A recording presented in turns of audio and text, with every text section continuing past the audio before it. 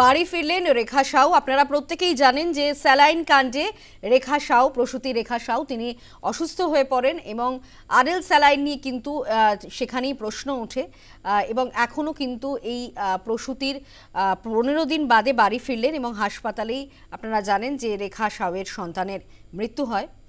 মেদিনীপুরে বিষাক্ত স্যালাইনে অসুস্থ হয়ে পড়েন প্রসূতি রেখা সাউ। 15 দিন পর বাড়ি ফিরলেন তিনি।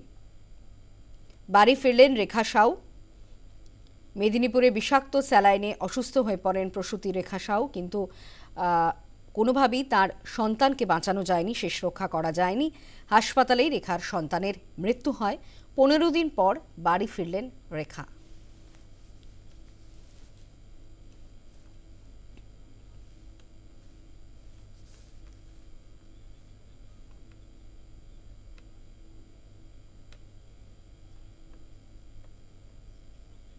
আমরা কথা বলবো, আমাদের সঙ্গে টেলিফোন লাইনে রয়েছেন আমাদের প্রতিনিধি সুদীপ নন্দী। সুদীপ, বাড়ি ফিরলেন রেখা সাউ, কিন্তু যেটা বলতেই হয় যে 15 দিন পর সুস্থ হয়ে বাড়ি ফেরার পর সন্তানহারা মা, কারণ হাসপাতালেই রেখা সাউয়ের সন্তানের মৃত্যু হয়েছে।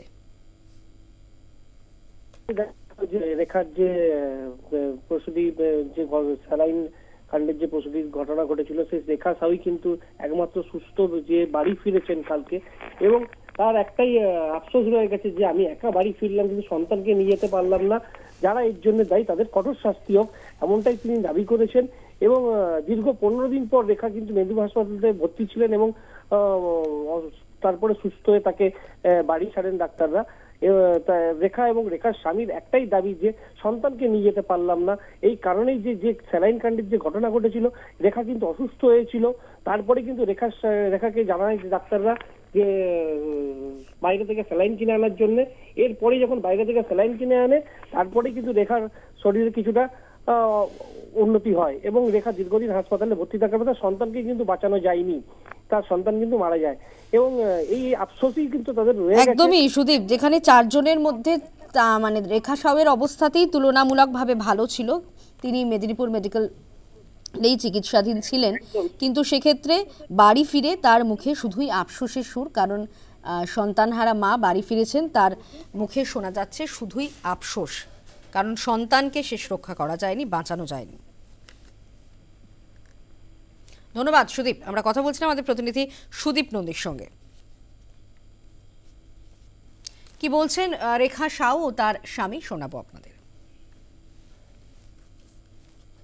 প্রেগন্যান্ট অবস্থায় ভর্তি হয়েছে, তারপরে ওটিতে নিয়ে গেল, সিজার করলো,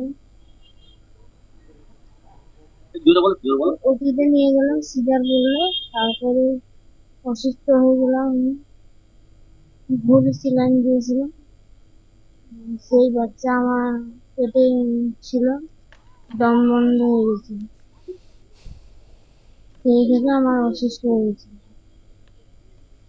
অনেক কিছু দিয়েছে আমাকে, তারপরে আমি অজ্ঞান হয়ে গেছি, আর কিছু জানি। সন্তান না নিয়ে বাড়ি ফিরছি, যারা আমার ক্ষতি করেছে সবাই বিচার চাই। দাবি হলো যাতে আমার এখনো পর্যন্ত তো বাচ্চা চলে গেল, কিন্তু ওর মা এখনো পর্যন্ত অসুস্থ, ওবারে যখন তখন যেটা সেটা হচ্ছে। ওবারে আমি তো গরিব মানুষ, ওবারে আমরা বাইরে কিছু ডাক্তার দেখাতে চাই, ওবারে আমরা তো চাষবাস কাজ করি, ওবারে যাতে কিছু সরকারি সুযোগ ব্যবস্থা যদি পাই, আমরা বড় ডাক্তারকে দেখাতে পারবো। এর থেকে ভবিষ্যতে যে কি হবে সেটা তো এখনো বলতে পারছি না। আজকে এত 16 দিন পরে এখান থেকে বেরিয়ে যাচ্ছি।